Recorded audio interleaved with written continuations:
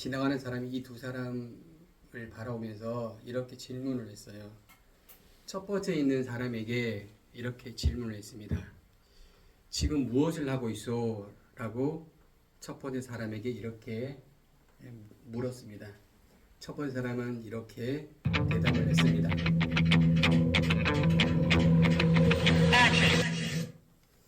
보시다시피 집을 짓고 있지 않소. 이 땡볕에 얼마나 힘이 드는지 말 걸지 마시오. 짜증 섞인 소리로 그 사람이 대답을 합니다. 이번엔 두 번째 사람이 물습니다. 당신은 지금 무엇을 하고 있어?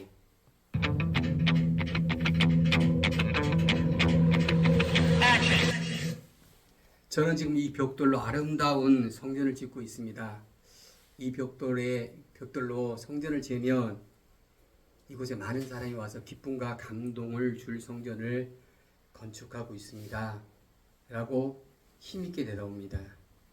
그의 머리에 땀방울이 맺히지만 그의 얼굴은 미소로 가득했습니다. 여러분, 이 두 사람이 같은 것이 있고 다른 것이 있습니다. 무엇이 같은 것이고 무엇이 다를까요? 그럼 다른 것부터 볼까요? 무엇이 다를까요? 첫 번째, 모자를 쓴 사람은 힘든 일을 어쩔 수 없이 한다고 생각하는 것입니다. 두 번째, 수레를 끄는 사람은 힘든 일이 아름다운 기쁨의 일이 될 것이고 이것이 곧 성전을 짓는 일이 될 것이라고 말합니다. 그러면 같은 게 뭘까요? 이 두 사람은 힘든 노동을 같이 하고 있다는 것입니다.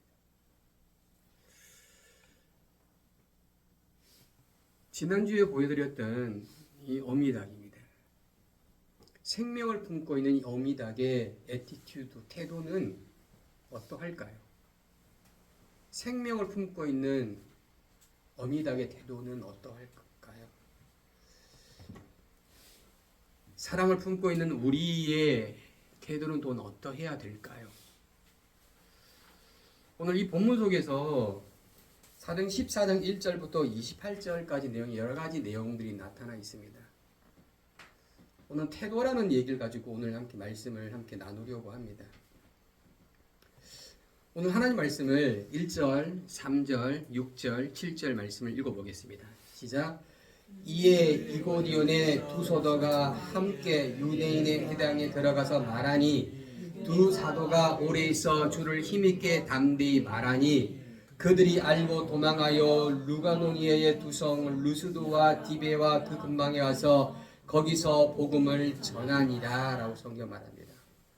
오늘 이 두 사도는 지금 어떤 태도를 갖고 있냐면 말을 하고 있다는 것입니다. 말을 하고 있다. 이들이 말하는 것이 무엇일까요? 이들이 품고 있는 두 사도가 말하는 것은 오늘 7절의 말씀처럼 복음을 전한다 합니다. 복음을. 이들이 무엇을 말하느냐? 복음을 말하고 있다는 것입니다. 복음을. 이들이 어떻게 복음을 말하느냐? 오늘 3절에 보면 담대히 말한다 라고 성경 말하고 있습니다. 담대히 말한다. 여기 담대히 말하다가 이 담대히가 뭐냐면 원문으로 말하면 페레시아 조메입니다. 페레시아 조메이. 이 페레시아 조메이가 뭐냐면 이 페레시아 조메이는 두려움 없이 정직하게 직접적으로 말하는 것을 페레시아의 조미입니다. 생명을 품고 있는 자의 태도는 두려움 없이 정직하고 직접적으로 복음을 전달하는 태도를 가지고 있다는 것입니다. 이들이 무엇에 대해 두려움이 없고 정직하게 전달을 할까요? 예, 바로 이것입니다. 복음. 이들은 복음에 대해서 두려움이 없고 정직하게 힘있게 전달하고 있는 것입니다. 복음을 품고 있지 않는 자는 복음에 대해 명확하게 말할 수가 없습니다. 그러나 생명의 복음을 품고 있는 자는 분명하고 명확하게 말할 수가 있는 것입니다. 여러분, 우리 모두 생명의 복음을 품고 있는 저와 여러분 되기를 축복합니다. 이것이 바로 생명을 품고 있는 자의 애티튜드, 태도인 것입니다. 자, 오늘 3절의 말씀을 다시 읽어보겠습니다. 시작. 두 사도가 오래 있어 주를 힘입어 담대히 말하니 주께서 그들의 손으로 표적과 기사를 행하게 하여 주사 자기 은혜의 말씀을 증언하셨다라고 성경 말하고 있습니다. 여기 두 사도가 지금 하는 것은 은혜의 말씀을 증언했다라고 성경 말하고 있어요. 증언. 이 은혜의 말씀을 증언했다. 이 증언했다는 것은 은혜의 말씀에 대해서 확증을 가지고 말하고 있다는 것입니다. 여기 증언은 뭐냐? 증언은 사실임을 엄중하게 주장하는 것입니다. 확고하게 주장하는 것입니다. 그리고 조금 더 나아가면 이것이 참인 것을 증거하는 것을 말하는 것입니다. 여러분 히브리서 11장 4절 말씀을 같이 읽어볼까요? 시작. 믿음으로 아벨은 가인보다 더 나은 제사를 하나님께 드림으로 의로운 자는 증거를 얻었느니 하나님이 그 예물에 대하여 증언하심이니라. 그가 죽었으나 그 믿음으로 지금도 말합니다. 라고 히브리서 11장 4절을 말합니다. 아벨이 하나님께서 가인보다 더 나은 예배, 더 나은 제사를 드림으로 그를 의로운 자라고 증거하였다고 성경 말하고 있습니다. 누가 그렇게 말했냐면 하나님이 그렇게 말씀하신 거예요. 무엇을 가지고 하나님이 그렇게 말씀하셨냐? 무엇을 가지고 하나님이 증언하셨느냐? 오늘 말씀이면 그 예물에 대하여 증언하셨다. 입니다. 그 예물에 대하여. 그 예물을 바라보고 그 예물을 통하여 그가 의로운 자임을 하나님이 증언하셨다는 거예요. 여기 히브리서 11장에 증언하다는 이 단어와 오늘 사도행전 14장 3절에 말하는 증언하다는 단어가 동일한 단어예요. 증언하다는 것은 참된 것을 말하는 거예요. 확증을 말하는 거예요. 지금 이 두 사도는 하나님 말씀을 전함에 있어서 은혜의 말씀을 증언했다는 것입니다. 오늘 하나님께서 아벨을 증언한 것처럼 증언하셨다는 거예요. 너는 의로운 자야.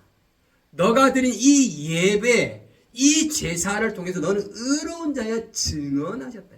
하나님 마음대로 뜻대로 하신 것이 아니에요. 그들이 하고 있는 그의 제사를 통해서 그들이 전하오는 그 복음을 통해서 증언한 것입니다. 증언. 이것이 바로 뭡니까? 증언입니다. 이것이 생명을 품은 자의 애티튜드인 것입니다. 자, 오늘 2절과 5절 말씀을 같이 읽을까요? 시작. 그러나 순종치 아니하는 유대인이 이방인들의 마음을 선동하여 형제들에게 악감을 품게 하거늘 이방인과 유대인과 그 관리들이 두 사도를 모욕하여 돌로 치려 달려드니 라고 성경 말합니다. 오늘 이 본문의 말씀 보면 지금 어떤 일이 벌어지고 있냐면 바로 유대인들이 이방인들을 선동했습니다. 거짓을 그들에게 전하여졌습니다. 그래서 어떻게 되냐? 그 이방인들이 그 거짓을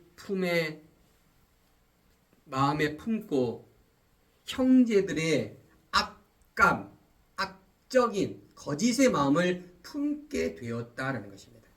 그리고 5절 말씀 보면 여기 두 사도를 모욕했다. 이 모욕했다가 바로 뭐냐면 독약을 넣다라는 성경을 표현합니다. 독약을 넣다. 이 유대인들이 이방인들 마음속에 독약을 넣었어요. 그리고 그들은 그 독약을 넣은 그 거짓을 가지고 돌로 두 사도를 치려하여 달려들었다는 것입니다. 그들은 살인을 하고자 했던 것입니다. 두 사도를 생명을 품고 생명의 말씀을 전하는 이들을 향해서. 두 사도는 어떻게 했죠? 두사들은 이렇게 했어요. 두사들은 그럼에도 불구하고 그들은 복음을 증언하였습니다. 생명의 위협을 당하고 있었습니다. 그들의 선동을 통해서 두려움이 그들에게 몰려왔습니다. 그럼에도 불구하고 그들은 복음을 전했습니다. 이것이 바로 생명을 복음을 전하는 자의 태도인 것입니다. 생명을 품고 있는 사람은 생명을 전할 수밖에 없어요. 다시 말씀드리면 생명을 품고 있는 사람은 생명을 전할 수밖에 없는 것입니다. 생명을 품고 있지 않기 때문에 생명을 전하지 못하는 거예요. 여러분, 우리에게 들려지는 소리가 복음의 소리인가요? 아니면 우리의 마음에 우리의 귀를 즐겁게 하는 소리인가요? 우리는 분명히 그것을 알아야 되는 거예요. 우리에게 들려진 소리가 생명의 소리인지 생명의 소리가 아닌지를 우리는 분별해 내야 되는 것입니다. 여러분, 생명의 소리를 들으시 축복합니다. 생명의 소리가 아니라면 귀를 막으셔야 돼요. 오늘 본문처럼 이방인들의 마음을 선동하는 거예요. 그리고 그들에게 뭘 집어넣습니까? 독약을, 포이전을 집어넣습니다. 독약이 들어가면 어떻게 됩니까? 온몸이 마비가 되고 죽음에 이르게 되는 것입니다. 거짓이 그를 지배하게 되는 것입니다. 자, 5절과 6절과 7절의 말씀을 같이 읽어봅니다. 시작. 이방인과 유대인과 그 관리들이 두사를 모욕하며 돌로 치려 달려드니 그들이 알고 도망하여 루가오니아의 두성 루스드리아와 디베와 근방으로 가서 거기서 복음을 전하니라. 또 읽습니다. 시작. 유대인들이 안디옥과 이고니온에 와서 무리를 충동하니 그들이 돌로 바울을 쳐서 죽은 줄 알고 시외로 끌어내리치니라. 제자들이 둘러섰을 때 바울이 일어나 그 성에 들어갔다가 이튿날 바나바와 함께 디베로 가서 복음을 그 성에게 전하며 많은 사람을 제자로 삼고라고 합니다. 생명을 간직하지 않는 자들은 생명을 품고 있는 자의 행동을 막아서기 위해서 어떻게 했냐? 돌로 치려 한다고 말합니다. 돌로 치려하는 거예요. 여러분, 돌로 치려하는 것이 무엇입니까? 죽이겠다는 것입니다. 살인하겠다는 것입니다. 생명을 품은 자가 돌로 치려고 달려드는 사람들 앞에 어떤 생각이 들까요? 돌을 치러 가는 사람들, 그 사람을 바라볼 때 생명을 품은 자는 어떤 마음이 들까요? 내가 뭘 잘못했지? 내가 왜 그들에게 돌을 들어서 그 돌을 맞아야 되지? 라는 생각이 들지 않을까요? 근데 생명을 간직하지 않는 유대인들이 그 꼬임에 넘어간 이 무리들은 어떻게 하냐입니까? 생명을 품은 자에게 돌을 들어서 어떻게 하냐입니까? 이렇게 했습니다. 돌로 쳤다는 거예요. 쳤다.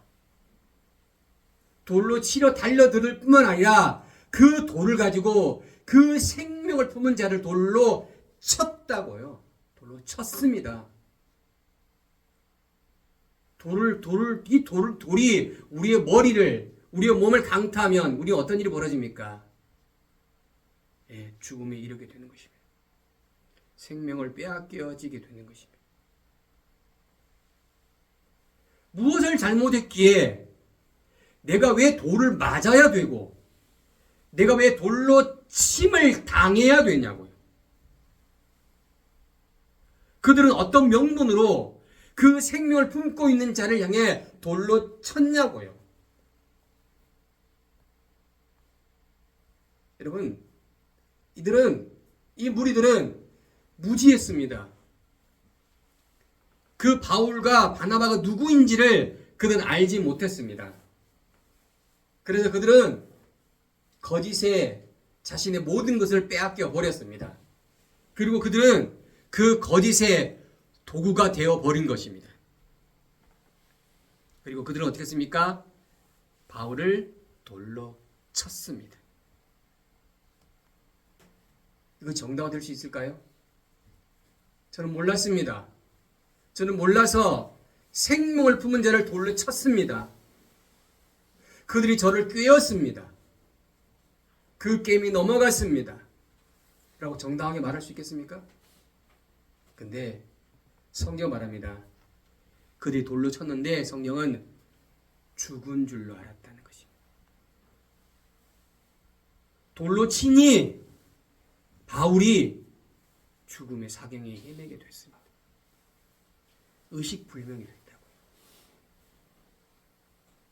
바울이 한 행위는 생명을 품고 참된 복음을 전한 것이었습니다. 그것으로 인하여 바울은 죽음의 사경에 이르게 되었습니다. 이런 상태가 된 이유는 그가 생명을 품고 생명을 전한 이유였습니다. 저는 이 본문을 통해서 저에게 자문을 해보았습니다. 과연 송영진은 이렇게 할 수가 있을까? 생명을 품는 걸 통해서 죽음의 직전에 이르러도 괜찮을까? 이 본문을 대하면서 제가 얼마나 부끄러움을 느꼈습니다. 말로만 생명을 품고 있다고 말하지 않았을까? 그런데요, 이들의 멘탈은 꿈쩍도 하지 않았습니다. 돌로 죽이겠다고 달려드는 사람을 보아도 돌을 맞아서 죽음의 사경에 이르는 상황이 되었을 때도 이들의 멘탈은 요지부동했다는 것입니다. 상황이 바울과 바나바를 지배하지 못했습니다. 고통과 어려움이 바울과 바나바를 통제하지 못했습니다. 왜냐? 이들은 생명을 품고 있었기 때문입니다. 상황과 고통과 어려움이 생명을 품은 자를 통제하거나 지배하지 못했다는 사실입니다. 여러분, 시편 125편 1절의 말씀은 이렇게 말합니다. Those are like Mount Sion. 그들은 마치 시온산과 같다라고 성경 말합니다. 그들은 마치 시온산이야. 여러분, 그들이 누군지 압니까? 바로 그들은 whose trust in the Lord. 주님 안에서 믿고 있는 그들은 마치 시온산과 같다라고 시편 125편 1절은 고백하고 있습니다. 주님 안에 있는 사람은 시온산과 같은 거예요. 주님을 믿고 있는 그 사람은 시온산과 같은 거예요. 그래서 그들은 어떻게 합니까? Which cannot be moved. 그들은 요동하지 않는다는 거예요. 뭐라고요? 그들은 요동할 수 없어요. can은요, 가능한 거예요. cannot은 가능하지 않아요. 그들은 요동할 수가 없어요. 왜? 주님을 향한 믿음이 있기 때문에. 주님을 향한 믿음을 간직하고 있기 때문에 요동하지 않는다는 거예요. 요동할 수 없다는 것입니다. 그렇지만 그들은 but forever. 영원히 주님 안에 머물러 있다는 것입니다.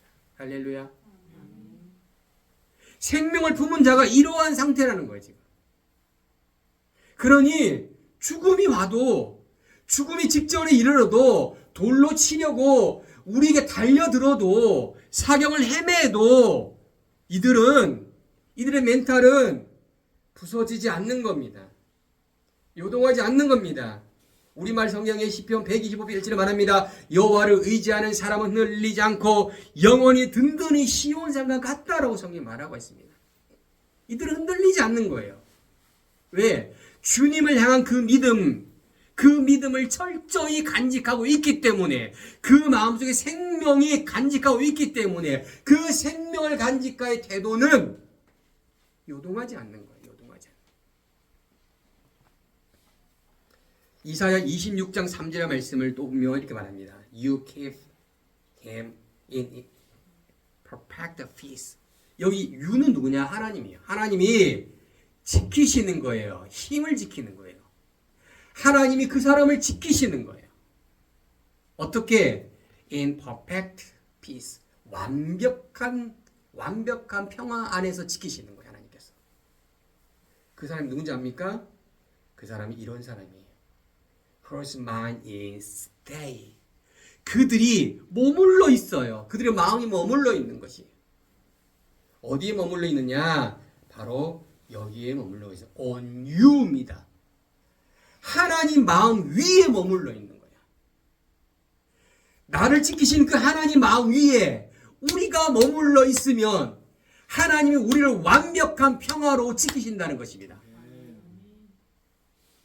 왜 우리가 요동하지 않습니까? 나 할 수 있어. 나 할 수 있어. 이것이 아니야. 하나님이 우리를 완벽한 평화 속에 머물러 있도록 하나님이 지키시는 거예요. 지키시는 거예요. 그분이 나를 지키시는 거예요. 내가 하겠다라고 결심하고 결단하는 것이 아니에요. 보세요. 왜냐하면 그 사람은요. Trust in you. 그 하나님 안에 그 하나님을 향한 그 믿음이 강력하다는 것입니다. 그것을 바라보시는 거예요. 하나님께서 아벨이 드렸던 제사를 바라보시고 너는 의로운 자라고 증언하신 것은 그 아벨이 어떠한 상태인지를 분명하고 명확하게 아셨기 때문에 그가 의로운 자라고 증언하신 거예요.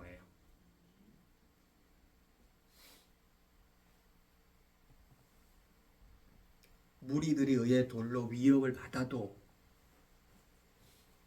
무리들에 의해 돌 팔매를 당하여도 그들에 의해 맞아서 죽었어요.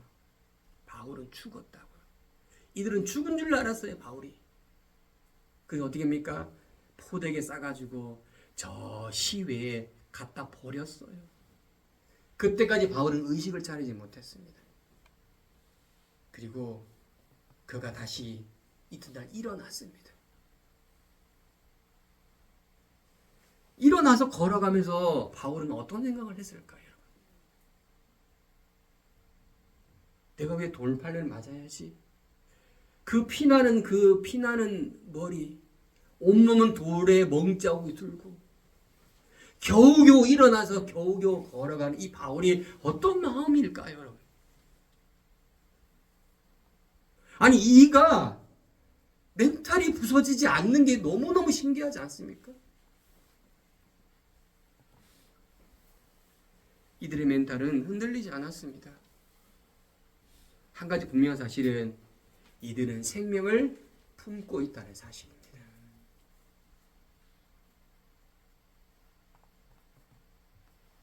다시 정리하면 돌로 생명의 위협을 당했을 때에도 돌의 머리를 맞아 죽음의 직전에가 사경을 헤맸을 때에도 간신히 목숨을 건졌을 때에도 이들의 멘탈은 무너져 내리지 않았다는 사실입니다. 이들이 흔들리지 않는 것은 그들 마음속에 주님을 향한 그 믿음이 가득 찼기 때문인 것이에요. 그것을 바라보고 하나님께서 그를 완벽한 평화로 이끄셨다는 사실입니다. 이것이 생명을 품은 자의 애티튜드입니다. 태도입니다. 자, 우리 22절 말씀을 같이 볼까요? 시작. 제자들이 마음을 굳게 하여 이 믿음에 머물러 있으라 권하고 또 우리가 하나님 나라에 들어가려면 많은 환난을 겪어야 할 것이다 라고 말했습니다. 여러분, 사도 바울이 이 안디옥 교회를 향해서 이렇게 말합니다. 그가 왜 이렇게 말을 했습니까? 이것은 사도 바울이 갖고 있는 마음의 상태인 거예요. 지금 너 마음을 굳게 해. 그리고 이 믿음에 머물러 있어요. 이 믿음이 어떤 믿음입니까? 생명을 품고 있는 믿음. 이겁니다. 이 믿음에 스테이, 머물러 있으라는 거예요. 기다리라는 거예요, 지금. 그런데 있잖아. 하나님 나라 들어가려면 어떻게 한다고요? 많은 환난을 겪어야 될 거다라는 거지. 많은 환난을 겪어야 될 거야. 그러니 나는 이 믿음 안에 머물러 있어. 그래서 내 믿음은 무너지거나 벗어지거나 깨어지지 않나. 그러니 누가 나를 요지부동하게 만든다 할지라도 나는 그렇게 되지 않아. 그래 너희들도 그렇게 되라. 그렇게 되었으면 좋겠어. 할렐루야. 이렇게 권면을 하는 거예요. 그가 이렇게 권면할 수 있는 이유는 뭡니까? 그가 생명을 품고 있기 때문에. 생명을 품고 있기 때문에 이런 말씀을 사도행전 14장 22절의 말씀에 그 안디옥 교회의 교인들을 향해서 선언하고 있는 것입니다. 그의 상처난 머리가 그들한테 보여진 것입니다.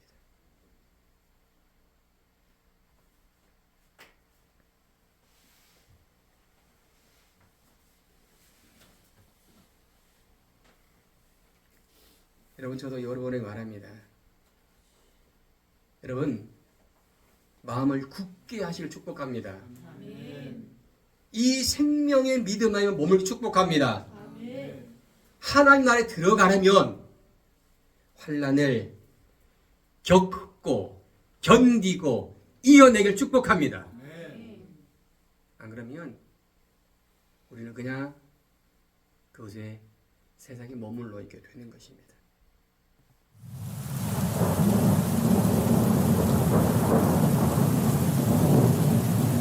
우리 삶에 이런 비바람이 몰려옵니다. 감당할 수 없는 어려움이, 고통이 옵니다. 우리는 이 상황 속에 어떻게 해야 될까요? 자세를 낮추고 비바람이 지나갈 수 있도록 견디고 이겨내야 되는 것입니다. 이 포도 속의 여인의 진짜의 모습이 나타납니다. 그 어려움 속에서 이 여인의 믿음은 빛이 나는 것입니다. 거대한 파도가 몰려옵니다. 아무리 큰 배라도 그 파도 앞에는 작은 종이배와 같을 것입니다. 언제 파도가 이 배를 덮쳐도 이상하지 않습니다. 이 파도 속에, 이 폭풍 속에 우리는 어떠한 자세를 가져야 될까요? 그런데요, 이 폭풍 속에 거대한 고래도 함께 있다는 것입니다.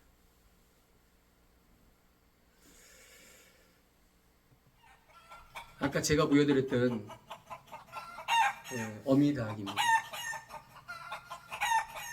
이 어미닭은 생명을 품는 자의 모습이 바로 이루어야 되는 것입니다. 자신의 모든 것을 내어 던져도 생명을 탄생시키겠다는 애티튜드입니다.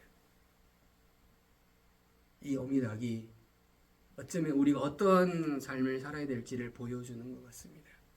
근데 우리는 어떻습니까?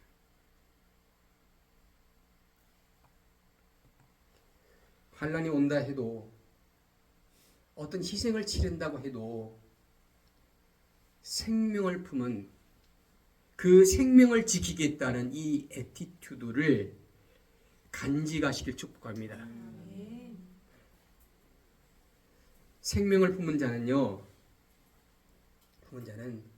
또 다른 것이 있습니다. 바울이 루스디아에 태어나서 한 번도 걸어오지 못한 사람을 만나게 되옵니다. 안진뱅이를 만나게 됐어요. 그를 바라보니 그는 한 번도 걸어오지 못한 자였습니다. 그리고 그에게 믿음이 있는 것을 바울은 발견하게 됩니다. 그리고 바울은 선언합니다. 내 발로 바로 일어서 라고 합니다. Stand upright on your feet. 너의 발로 똑바로 일어서라는 것입니다. 똑바로. 이것이 생명을 품은 자가 가지고 있는 능력입니다. 여러분, 여기서 한 가지 생각해 볼 것은, 이 안진뱅이가 일어날 수 있는 확률은 50%, 일어나지 못할 확률이 50%예요. 그런데 사도 바울은요, 100%의 믿음을 가지고, 이겁니다. 100%의 믿음을 가지고 선언한 거예요. 이것이 생명을 가진 자의, 생명을 품은 자의 능력인 거예요. 능력. 이게 뭐가 능력입니까? 그가 100% 일어날 거라는 믿음입니다. 이것이 능력이에요. 믿음. 있을 수도 있고 없을 수도 있어요. 이건 100%가 아닙니다.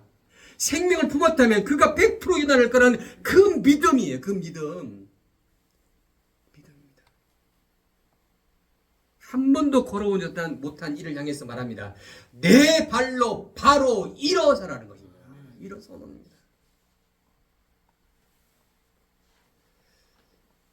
이런 능력이 생명을 품고 있으면 선언할 수가 있는 것입니다. 주저주저하지 않는다니까요. 주저주저하지 않고 생명을 품은 자가 담대하게 선언한다는 것입니다. 여러분, 우리도 이런 믿음을 가지길 축복합니다. 그러면 선언합시다. 같이 선언합시다. 시작. 우리 앞에 있는 어려우면 회개될지어다. 이 믿음을 선언하시는 거예요. 또 선언합시다. 시작. 우리 앞에 있는 근심은 떠나갈지어다. 또 선언합시다. 우리 앞에 있는 재정의 궁핍은 채워질지어다. 선언합시다. 또 한번 선언할까요? 시작. 자녀들 앞에 놓여있는 장애물은 사라질지어다.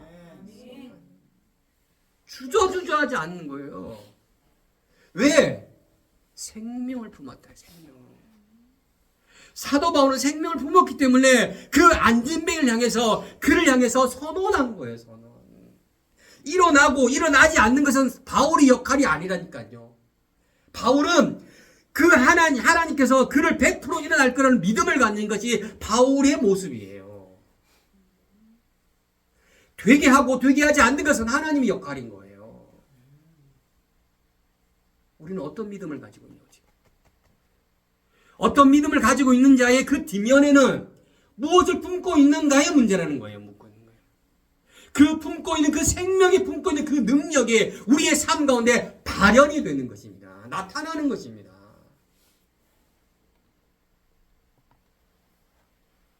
자, 오늘 사도행전 15장 말씀이 파란색 박스만 읽어볼까요? 시작. 여러분에게 복음을 전하는 것은 이런 헛된 일을 버리고 천지와 바다와 그 가운데 만물을 지으시고 살아계신 하나님께 돌아오려게 합니다. 라고 말합니다. 루스디아의 안진뱅이가 일어난 걸 보고 사람들이 어떻게 했는지 압니까? 무리들이 어떻게 했는지 압니까? 바울과 바나바를 신으로 모십니다. 신으로. 그들이 믿고 있는 대로, 그들이 알고 있는 대로, 그들의 생각, 날식의 패턴대로 바울과 바나바를 신으로 모십니다. 신으로. 그러니 바울이 어떻게 합니까? 옷을 찢으면서 말하는 거예요. 야, 잘못됐어. 헛된 일이야. 여러분의 복음을 전한 것은 내가 여러분 앞에 어떤 것을 추앙을 받으려고 하는 것이 아니야. 천지와 바다와 가운데 만물을 지고 살아계신 하나님께 너희들이 돌아오게 하려 합니다. 할렐루야. 잘못된 생각과 잘못된 판단과 잘못된 삶을 살고 있는 그들을 향해서 말하는 거예요. 돌아오라는 거예요. 돌아오라. 누구에게 돌아옵니까? 천지와 바다와 만물 가운데 계신 하나님께 돌아오라는 거예요. 하나님께. 이게 생명을 가진 자의 애티튜드예요. 잘못된 길을 가고 있는 그들 향해서 말하는 거예요. 선언하는 거예요. 자신의 능력을 가지고 야, 나를 추앙해. 그래, 너희들은 으뜸이야. 내가 신이야. 내가 너를 인도해 줄게. 라는 생각이 아니라니까요. 너희의 잘못된 생각을 깨버리시는 거예요. 너희 생각이 잘못됐어. 너희 삶이 잘못됐어. 너희 사고가 잘못됐어. 너희 모든 게 다 잘못됐어. 주님께 돌아와.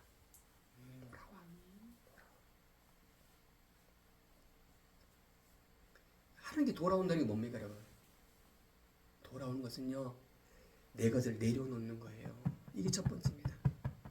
내 것을 내려놓고 다시 방향을 바꾸는 것입니다. 내 것을 안 내려놓으니까 방향이 안 바뀌지는 거예요.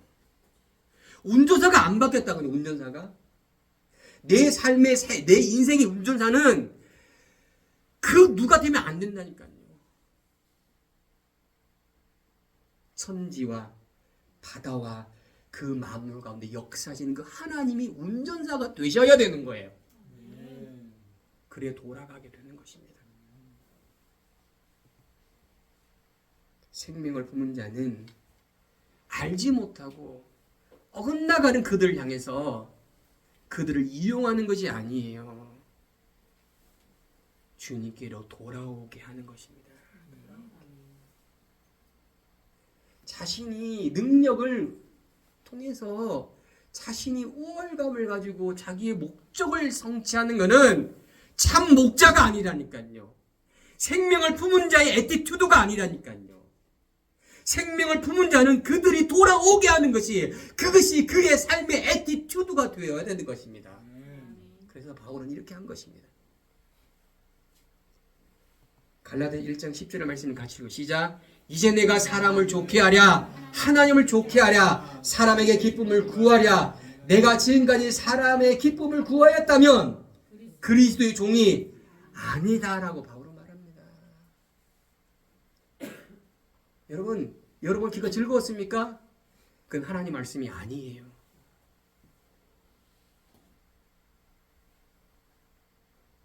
내 귀가 즐거우면 하나님 말씀이 아니라니까요. 하나님 말씀은 약이라고, 약이요, 약.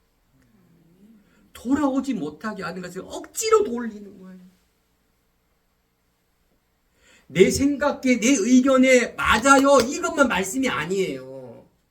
말씀이 주장하는 것이 있다면 내 모든 것들이 내려져야 되는 거거든요.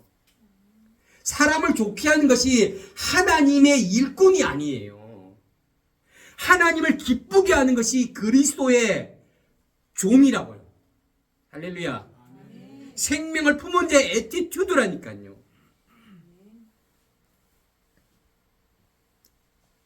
저는 이 말씀을 보면서 또 해결을 했습니다. 내가 누구를 좋게 하고 있지? 내가 무엇을 만족을 위해서 이렇게 하고 있지? 그래, 하나님을 기쁘게 해야겠구나. 이것을 회개를 했습니다. 여러분, 하나님을 기쁘시게 하려면 하나님을 기쁘시게 하나님이 웃으시고 예수님 기뻐하시고 성령님 즐거워하시는 거예요. 왜냐? 하나님 마음에 예수님 마음에 성령님 마음에 같은 마음을 간직하고 있는 것을 바라보실 때 기뻐하시는 것입니다. 여러분 다시 처음의 그림으로 돌아가겠습니다.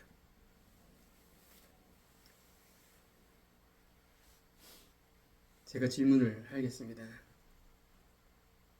지금 나는 무엇을 하고 있나? 일본에 모자 쓴 사람처럼 아휴 어쩔 수 없이 먹고 산다 진짜. 몸 진짜 죽지 못해 산다. 이렇게 일하십니까? 아니면 이번처럼 나의 삶이 하나님의 성전을 세우는 일이다. 그리고 이 성전에 많은 이들이 함께 할 것이다. 어떤 대답을 여러분 하시겠습니까? 2024년도 다 흘러갔잖아요. 그렇죠? 그래서 이걸 지금 보면서 어떤 변화가 있었지? 어떤 변화가 있었을까?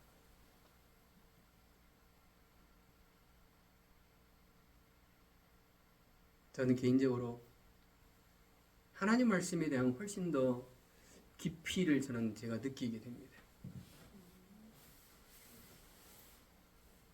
말씀을 더 담대히 전할 수 있는 힘이 저에게 있다고 저는 생각해지게 됩니다. 그리고 제가 지난번에 한번 고백한 것처럼 말씀을 더 깊이, 더 넓이, 더 세밀하게 전할 수 있는 능력이 있으면 좋겠다라고 생각을 하고 있습니다. 하나님 말씀이 아닌 다른 것으로 여러분을 즐겁게 할 수가 없습니다. 제가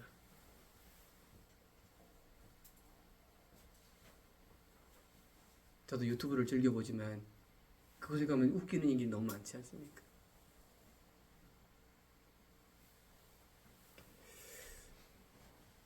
여러분 여기 투명한 컵이 있습니다. 이 컵은 믿음의 컵이에요. 믿음의 컵. 이 컵 안에 믿음이 어떻게 있어야 될까요? 가득하게 담겨져 있어야겠죠. 근데 그 믿음의 컵 안에 이렇게밖에 없습니다. 이것을 바라보는 하나님이 우리에게 뭐라고 말씀하실까? 야, 너 반밖에 없네? 너 안 되겠어? 너 안 돼? 아웃? 이렇게 말씀하실까요?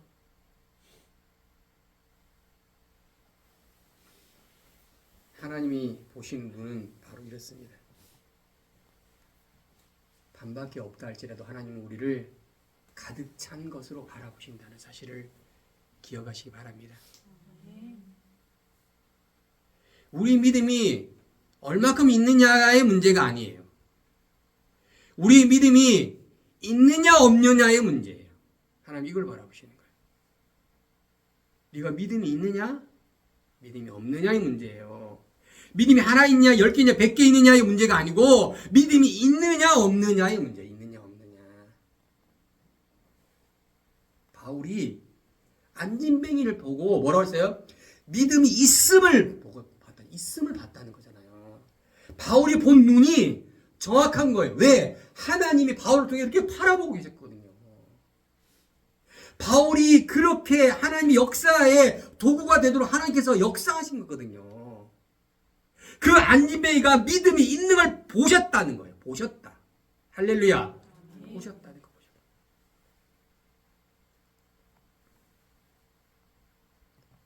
말씀을 정리하겠습니다.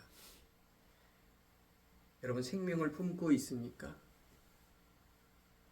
생명을 품고 있다면 생명을 품고 있는 자의 애티튜드는 나타나야 되는 거예요. 나타나야 돼요. 생명을 품고 있지 않으면 생명을 품고 있지 않는 자의 애티튜드가 나타나는 것입니다. 여러분 태도가 뭔지 압니까? 저는 태도를 이렇게 생각합니다. 기찻길과 같은 기찻길. 기차는요 많은 사람을 실어 나를 수 있고요. 기찻길 위에 무거운 것도요 잘 날라져요. 그렇지 진정아? 예, 트레이 위에 200kg, 300kg 올려도요 그냥 사람이 끌고 갈 수 있어요. 근데 중요한 거는 그 기찻길대로만 간다는 거 사실입니다. 기찻길대로만. 우리의 애티튜드가 기찻길이라고. 기찻길. 잘못된 기찻길 가잖아요. 그럼 그렇게 가는 거예요. 그거를 뜯어 고쳐야 되거든요. 그게 돌아오는 거예요. 기찻길을 노선을 변경하는 거예요. 내가 생명을 품고 있으면 그 기찻길이요 움직여진다고요. 바뀌어진다고요. 어디로? 생명 쪽으로 바뀌어지는 거예요. 그 태도가 우리의 삶의 밑바탕에 나타나는 거예요. 우리의 눈이 달라지고요. 우리의 입술이 달라지고요. 우리의 치임새가 달라져요. 여러분 잘 보세요. 여러분이 말하는 내가 무의식적으로 말하는 말들이 있어요. 죽겠다. 힘들어 죽겠다. 이건요. 나도 모르게 나오는 단어들이고요. 나도 모르게 나오는 추임새들이에요. 이거는 우리 밑에 있는 우리의 삶의 애티튜드예요. 애티튜드. 우리의 말들이 어떤 말들이 되어야 됩니까? 우리의 눈빛이, 우리의 의식과 우리 사고방식이 어떻게 되어야 됩니까? 아, 바꿔야지. 이게 아니고 생명을 먼저 품고 있으면 그 생명을 통해서 우리의 애티튜드가 변경이 되어진다니까.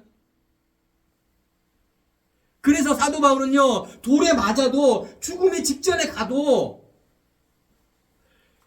죽음의 직전에 가서 사경을 헤매도 그 멘탈이 변경되지 않는 것은 바로 그러한 것을 그가 가지고 있었기 때문에 그런 거예요.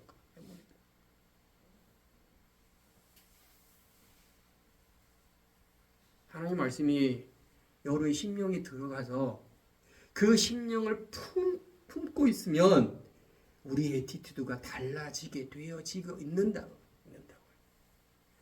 귓자길이 조금씩 바뀌는 것처럼 바뀌어진다니까요. 그럴 때 우리가 어떻게 됩니까? 어려움을 이기게 되는 거예요. 극복하게 되어지는 거예요.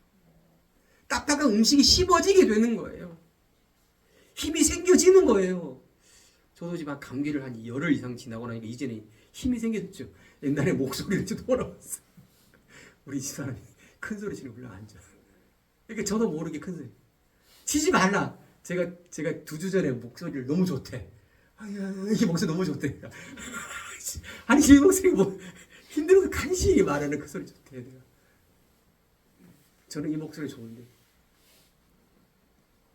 여러분 힘이 생기면 하나님의 일들을 하지 말라고 해도 힘있게 하게 되어지는 것입니다. 생명을 품는 우리 모두가 되기를 축복합니다. 그래서 우리의 삶이 변경이 되시기를 또한 축복합니다. 기도하겠습니다.